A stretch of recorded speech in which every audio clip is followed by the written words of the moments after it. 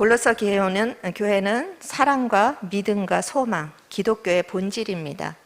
이 사랑과 믿음과 소망으로 잘 세워져서 주변 교회의 모범이 되었습니다. 그런데 그렇게 건강한 교회도 이단이 접근하자 흔들리기 시작했습니다. 이 이단의 문제는 비록 골로새 교회만의 문제는 아니었습니다. 갈라디아서 1장 6절에서 보면 바울이 이 갈라디아 교회가 복음을 잘 받아들이고 그 이단의 가르침이 들어오자 속히 떠나는 것에 대해서 깊은 탄식을 합니다.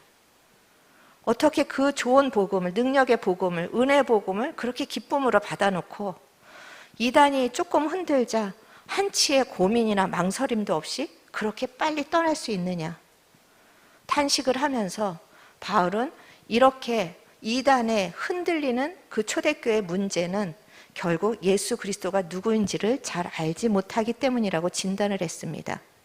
그래서 골로새 교회를 향하여서도 예수님이 누군가를 가르쳐주기 위해서 서신을 쓴 것입니다. 지난주에 우리가 그 말씀을 나누었습니다. 예수님이 누구십니까? 만유의 주고, 또 교회의 머리이시고, 또 하나님과 원수된 우리를 그의 피로 화평케 하신 분입니다. 그래서 지난주에 우리가 다시 예수님이 누구신가를 잘 정리하는 귀한 시간이었습니다. 그런데 그 예수님을 지난주에 우리가 다시 깨달았다고 여러분 이제 예수님을 잘 알고 계십니까? 몇십 년 산 부부도 아는 것 같았는데 갈수록 잘 모르겠습니다. 내 DNA를 물려받고 또 내 배에서 나온 분신과 같은 자식도 도대체 무슨 생각과 어떤 마음을 가지고 있는지 정말 잘 모를 때가 많습니다. 그런데 우리가 예수님에 대해서 다시 정리했다라고 과연 우리가 예수님을 잘 알 수가 있습니까?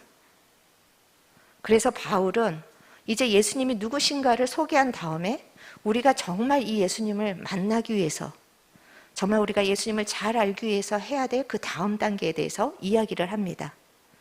그것이 우리가 지금 읽은 1장 22절에 예수님을 알기 위해서 해야 될 그 다음 단계, 이제 믿음에 거하라는 것입니다. 이것을 좀 더 구체적으로 2장 7절에서는 이렇게 얘기합니다. 그리스도 예수 안에 뿌리를 박으라. 예수님께 뿌리를 깊이 내리라는 것입니다. 뿌리는 나무의 생명과 직결이 됩니다. 뿌리가 약하면 바람이 불면 쓰러집니다. 그리고 태풍이 불면 뿌리가 뽑히기도 합니다. 그런데 뿌리가 깊은 나무는 바람이 불수록, 태풍이 흔들릴수록 그래도 뿌리가 깊기 때문에 그 자리를 지키고 있습니다. 뿌리가 얕은 나무는 아무런 정말 열매를 맺지 못하거나 아니면 열매를 맺어도 너무나도 보잘것없습니다.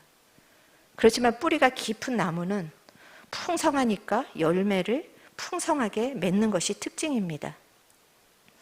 우리가 예수님을 잘 알기 위해서, 그리고 신앙이 성장하기 위해서 필요한 것은 예수님께 뿌리를 내리는 것입니다. 내가 뭔가 열심히 하기 이전에 먼저 예수님께 뿌리를 내리는 것입니다. 그럼 뿌리를 내린다라는 것을 구체적으로 어떻게 해야 될 것인가? 오늘 본문을 통해서 우리가 그 원리를 나눠보려고 합니다. 첫 번째로 우리가 예수님께 뿌리를 내리기 위해서 필요한 것은 먼저 쓴뿌리를 뽑아야 합니다. 나무는 어디에 뿌리를 내리냐에 따라서 그 땅의 양분을 받고 그렇게 자라납니다. 1장 21절에서 보니까 예수님을 믿기 전의 상태를 악한 행실이라고 그 특징을 이야기하고 있습니다.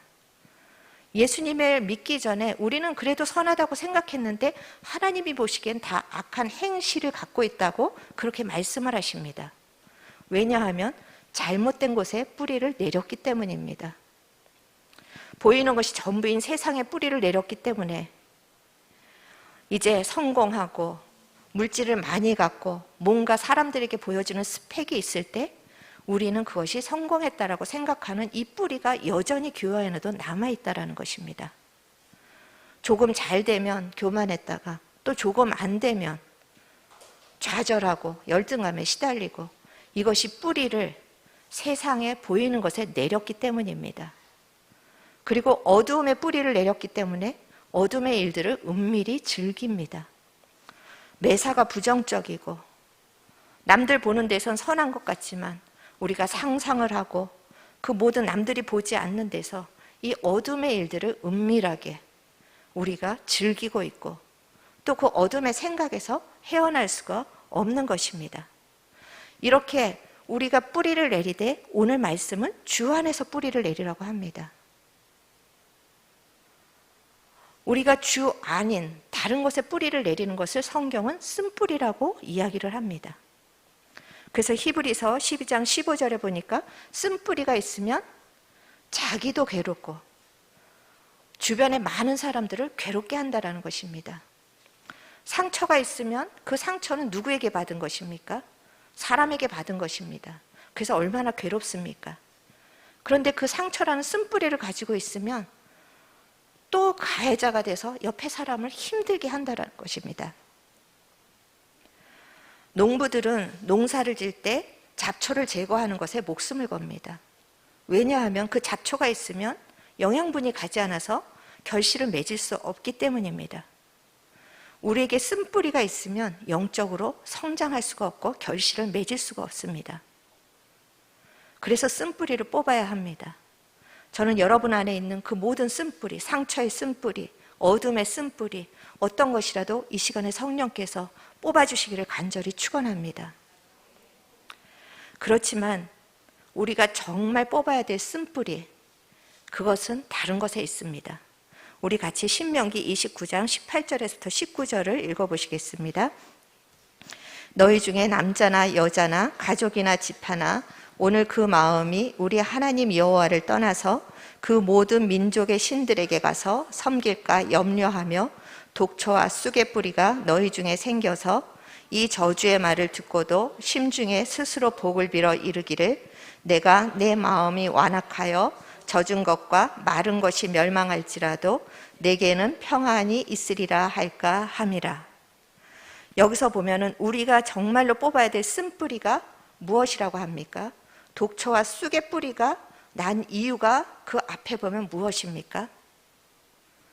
하나님을 떠나서 다른 신을 섬기는 것. 하나님을 떠나서 쓴뿌리가 난다라는 것입니다. 그 결과 하나님께서는 심판을 얘기하시는데도 그 저주의 말을 듣고도 마음이 완악해져서 설마 나에게 그런 일이 일어날 수 있을까? 하나님의 말씀을 너무나 우습게 여깁니다. 죄에 대해서 무감각해지는 것입니다. 이것을 동일하게 로마서 1장에서는 이렇게 이야기합니다. 너희가 마음에 하나님 두기를 싫어하매.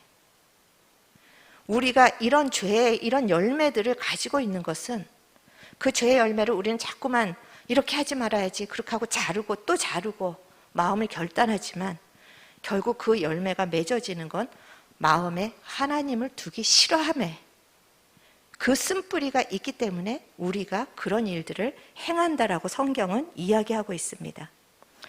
아담 이후에 죄의 본성에 뿌리를 내는 우리의 자아는 뼛속 깊이 하나님과는 상관없이 살고 싶어 합니다.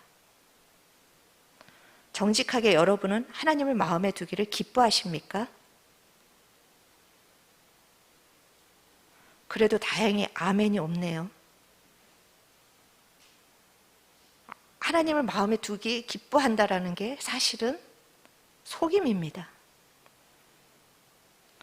기도해야 된다는 거 알면서 기도하고 싶으십니까?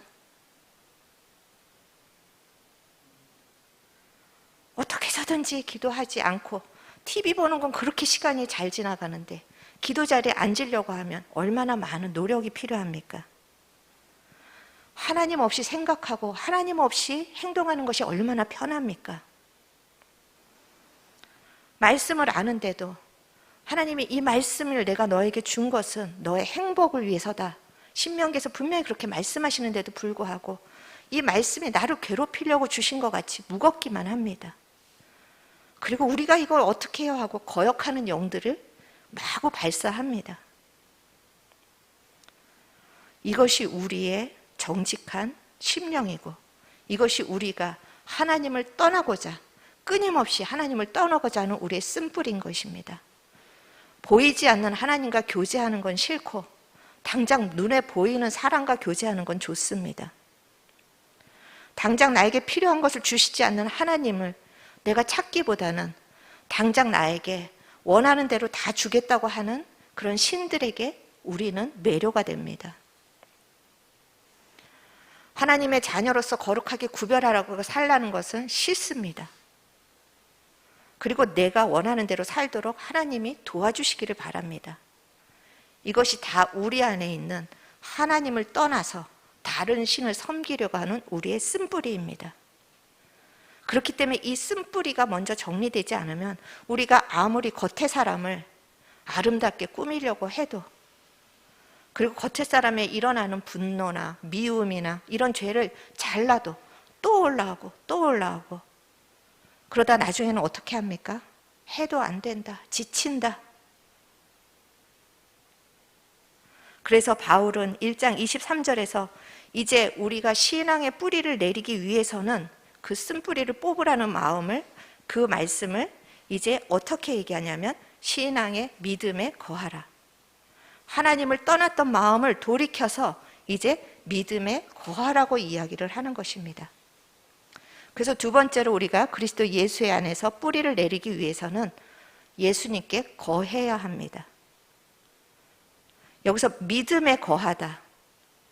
믿음이 무엇입니까? 하나님 이거 주실 걸 믿습니다. 이것이 믿음입니까? 여기서 말하는 믿음은 그 위에 절에 있는 예수가 만유의 주인 것을 믿는 것입니다. 예수님이 교회의 머리이신 것을 믿는 것입니다. 예수님이 끊임없이 내 죄를 용서하시기 위해서 오늘도 십자가의 보혈을 나에게 유효하게 하시는 그것을 믿는 믿음에 거하라는 것입니다. 이것을 좀 더 구체적으로 에베소서 3장 17절에서 이렇게 이야기를 하고 있습니다. 한번 같이 읽어보시겠습니다. 믿음으로 말미암아 그리스도께서 너희 마음에 계시게 하시옵고 너희가 사랑 가운데서 뿌리가 박히고 터가 굳어져서. 믿음에 거한다라는 것은 예수 그리스도가 내 마음에 계시게 하는 것입니다. 여기서 계시게 한다라는 그 원어는 보면은 거하다. 그런데 그냥 거하는 것이 아니라 주인으로서 영원히 거한다라는 헬라어의 독특한 단어를 사용하고 있습니다. 지금 에베소 교회는 이미 예수 그리스도를 믿은 사람들의 모임을 교회인 것입니다. 그렇다면 우리가 예수를 믿는 순간에 이미 예수님은 우리 마음에 계십니까? 안 계십니까? 계십니다.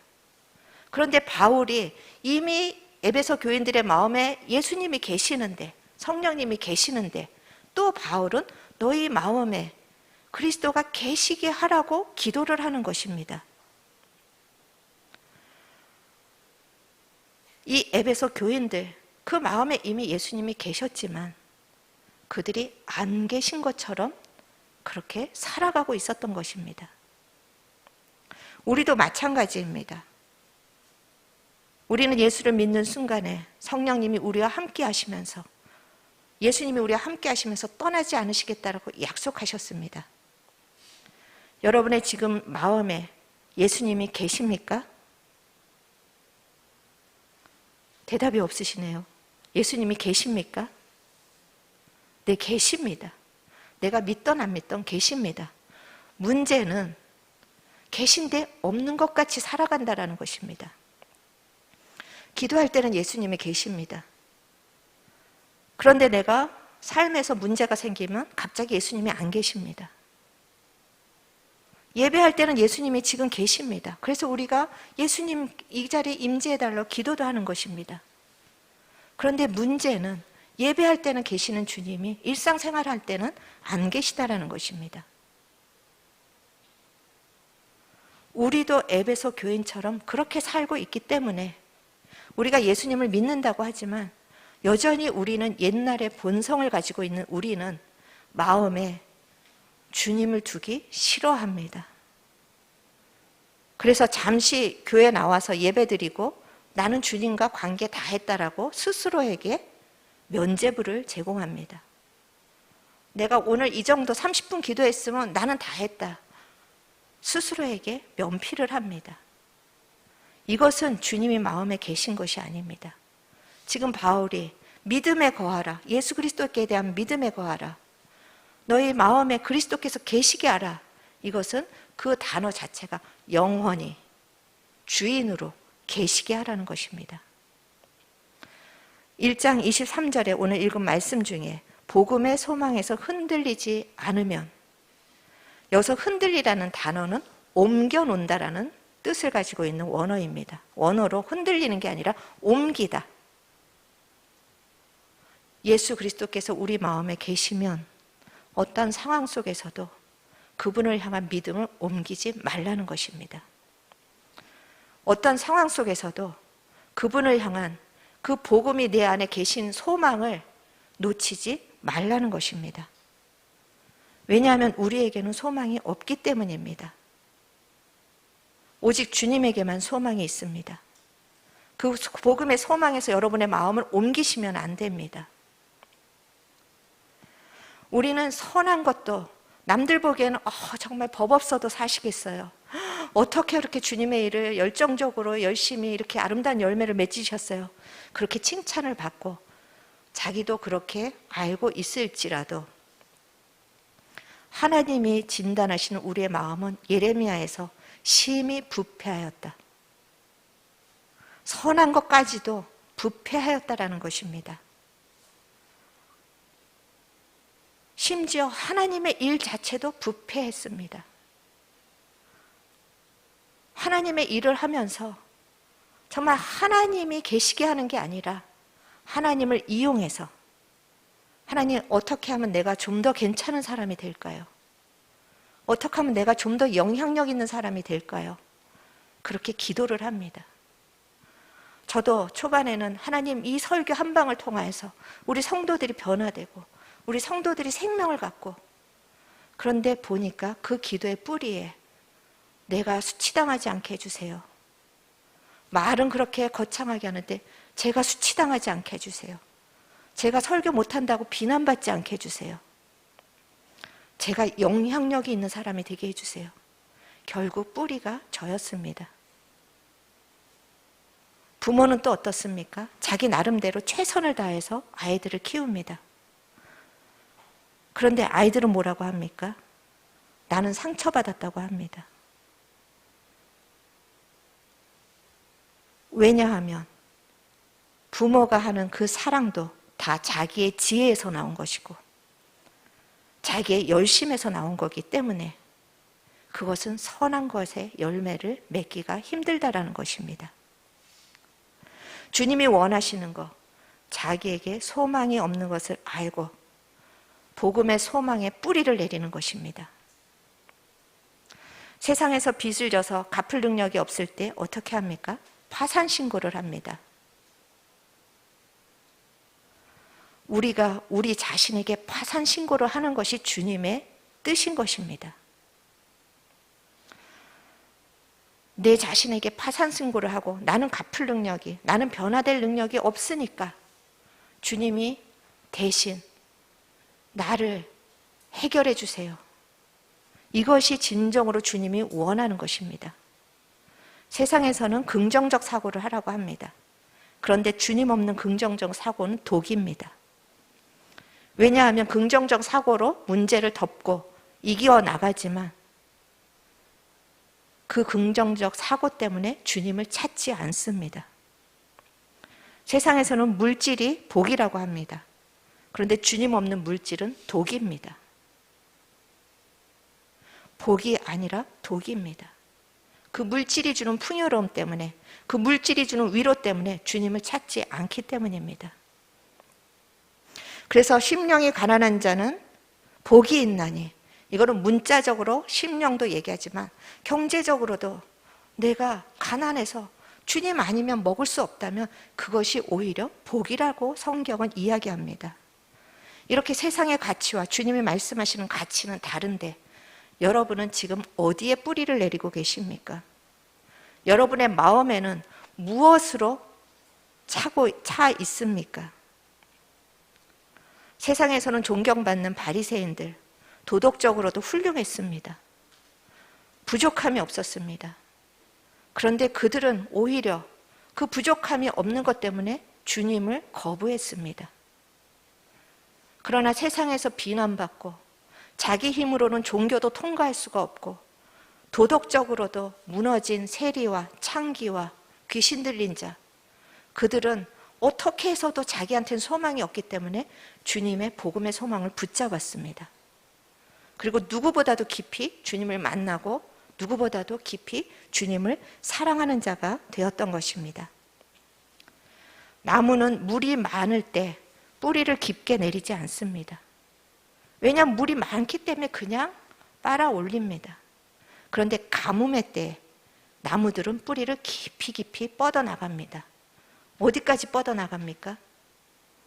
샘이 있는 곳까지 뻗어나갑니다. 깊은 곳에 숨겨진 샘이 있는 곳까지 나무는 생존을 위해서 본능적으로 계속해서 뻗어나가고 뻗어나가다가 뿌리가 깊은 나무가 되는 것입니다.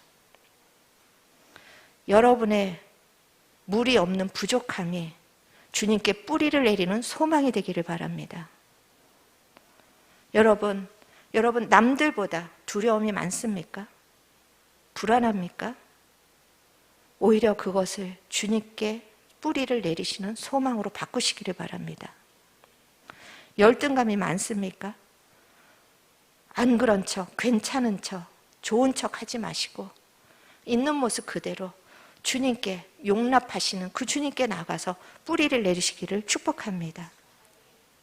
내가 남들보다 어려운 상황이 있다면 염려에 뿌리를 내리지 마시고 내 인생의 주인이 되시는 주님께 뿌리를 내리십시오. 반드시 만유의 주님을 만나실 것입니다. 지혜가 없으면 세상의 다른 정보와 세상을 찾아서 나서기 전에 세상의 정보도 물론 필요합니다. 골로새서 2장 3절에 말하는 것처럼 지혜와 지식의 모든 보화가 감추어지신 주님께 뿌리를 내리시기를 바랍니다. 누구보다도 주님께서 지혜로 풍성하게 하실 것입니다. 남모르는 이 죄의 습관이 끊어지지 않아서 괴로우십니까? 이렇게 하지 말아야지, 이렇게 하지 말아야지. 이럴수록 그것은 더 죄를 묵상하는 것입니다. 오히려 하지 말아야지 하면 더 벗어날 수가 없습니다. 하나님, 나는 이것을 끊을 수 있는 능력이 없습니다. 아버지, 정말 나를 오늘도 예수님의 피로 새롭게 하시고 하나님과 화목하게 하신 주님께서 오늘 내가 그 주님 앞에 찾아가오니 하나님, 주님께서 나에게 용서의 은혜를 부어주십시오. 주님께 뿌리를 내리시기를 바랍니다. 저는 죄송하지만 여러분이 영적으로, 정신적으로, 육신적으로라도 결핍이 있기를 축원합니다. 모든 것이 풍족한 것이 신앙이 아닙니다. 모든 것이 잘 되는 것이 신앙이 좋은 것이 아닙니다. 오히려 결핍이 은혜인 것을 여러분이 믿음으로 이 시간에 취하시기를 축복합니다. 이 결핍이 있어서 뿌리를 깊이 깊이 주님께 내리실 때 어떠한 상황 속에서도 여러분은 흔들리지 않을 것입니다. 그리고 그 결핍 때문에 주님 앞에 뿌리를 깊게 깊게 내릴 때 세상이 줄 수 없는 평강을 끌어올려 주십니다. 세상이 줄 수 없는 만족과 기쁨을 부어 주십니다. 그래서 저는 죄송하지만 여러분이 결핍이 있기를 축복하는 것입니다. 이렇게 우리가 결핍을 가지고 나의 부족함을 가지고 뿌리를 내리면 그 다음에 주님께서 어떻게 하시는가? 에베소서 3장 20절 말씀 같이 정말 여러분이 믿음으로 선포하시며 읽으시기를 바랍니다.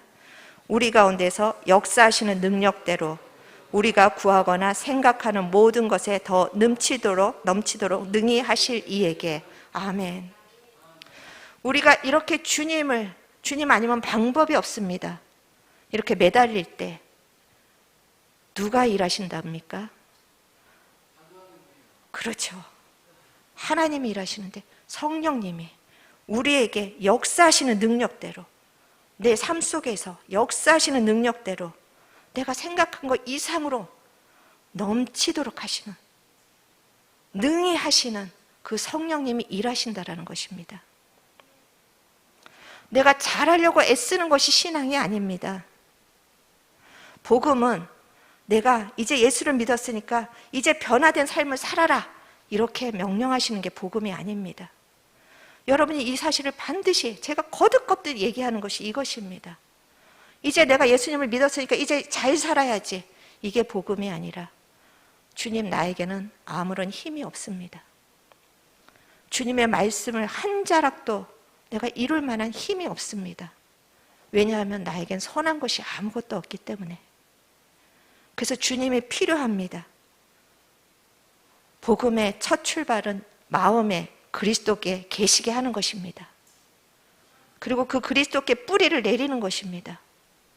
그럴 때 우리 안에서 역사하시는, 능력대로 넘치게 하시는 그 하나님께서 일하시는 것을 여러분이 보는 것이 복음입니다. 그리고 그 하나님의 일하시는 것을 보고 내가 이렇게 기도했더니, 내가 이랬더니 그것을 자랑하는 것이 아니라 하나님이 하셨습니다.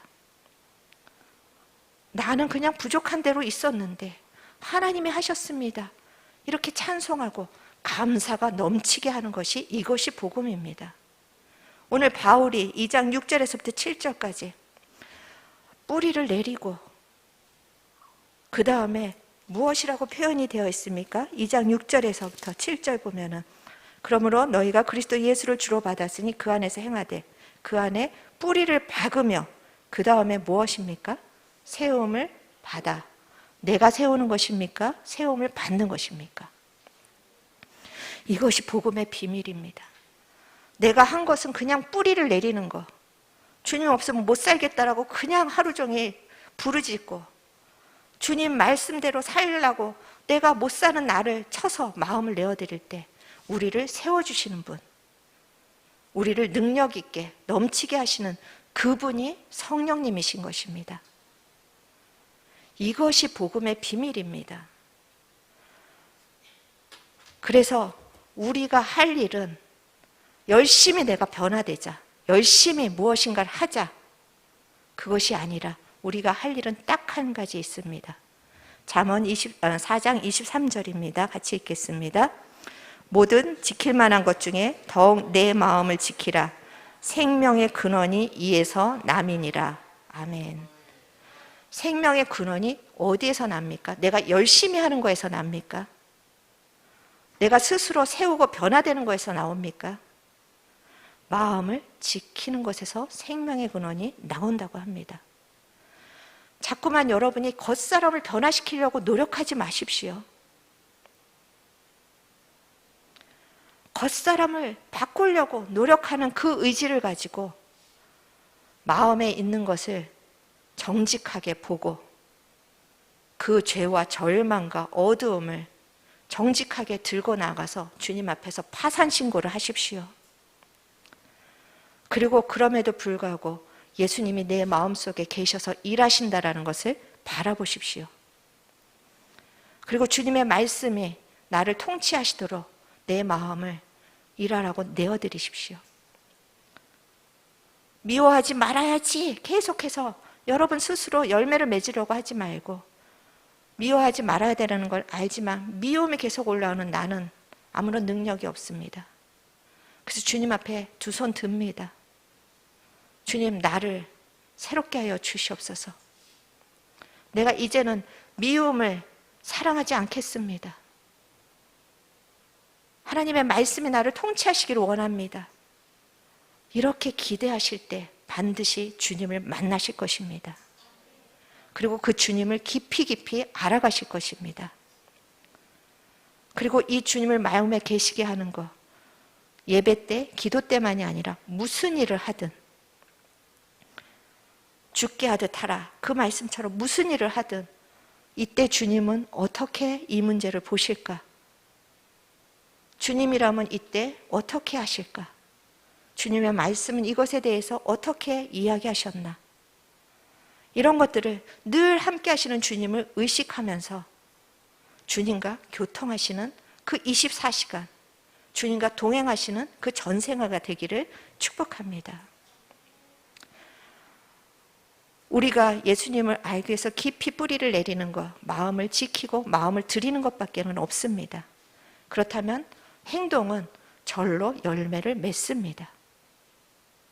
그렇게 하고 싶은 마음에 소원이 생기고 열매가 절로 맺어지는 걸 보면서 그 주님이시구나를 감사할 수 있게 되는 것입니다.